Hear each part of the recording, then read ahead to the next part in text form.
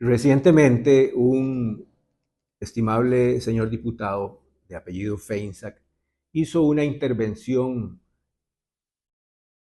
inoportuna, desacertada en la forma, en el fondo, en el modo con respecto a sus colegas que tenían una postura específica sobre el comportamiento del Estado de Israel con respecto a los métodos de guerra con el pueblo palestino, indicando que estos diputados prostituían y tergiversaban el término genocidio.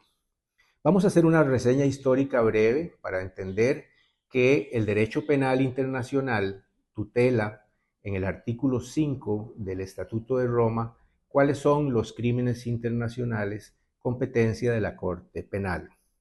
El crimen de genocidio, ciertamente, los crímenes de lesa humanidad, los crímenes de agresión y en general los crímenes de guerra. Para poder hablar de crímenes en materia de derecho internacional se deben dar dos requisitos esenciales. El primer requisito es que estén en el derecho positivo del derecho internacional, convenciones, tratados, protocolos, etcétera.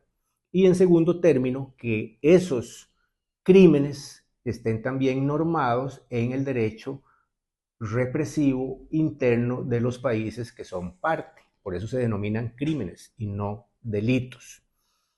El crimen de genocidio en particular nace a la vida jurídica con posterioridad a los tribunales de Nuremberg y Tokio, que fueron los encargados de perseguir, enjuiciar y sancionar los crímenes cometidos por el Tercer Reich en la Segunda Guerra Mundial contra el pueblo judío, pero fueron enjuiciados por crímenes contra la paz, no por genocidio, porque no existía ese crimen para ese momento histórico. Es a raíz de un estudio riguroso que realiza un jurista polaco de nombre Rafael Ledkins, partiendo del término geno del común griego, que significa gente, y sidio del latín muerte, que empieza a establecerse la tutela del derecho a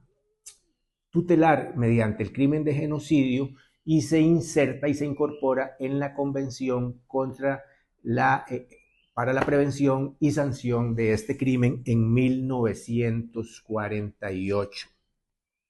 Es a partir de ese momento que nace a la vida jurídica con posterioridad en el Estatuto de Roma, en el artículo 6, el crimen de genocidio. Este crimen particularmente tiene requisitos de adecuación, de admisibilidad, de especificidad en números clausus, en números tasados, es decir, no nos podemos salir de lo que establece el artículo 6 en el sentido de que tienen que ocurrir los incisos A al E, matanza de miembros del grupo, lesión grave a la integridad física o mental de los miembros del grupo, sometimiento intencional del grupo a condiciones de existencia que hayan de acarrear su destrucción física total o parcial, medidas destinadas a impedir nacimientos en el seno del grupo y el traslado por la fuerza de niños de ese grupo a otro grupo. Es decir, la concurrencia de estos 5 elementos es un requisito esencial, es un requisito sine qua non para poder hablar de que se encuentra en presencia de una conducta de genocidio.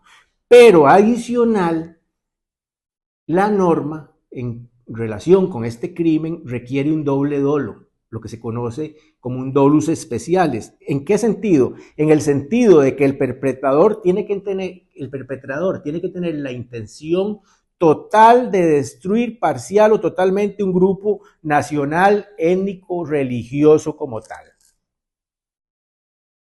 Si no se dan esos requisitos y no se da ese doble dolo, entonces la imputación y la sanción es compleja.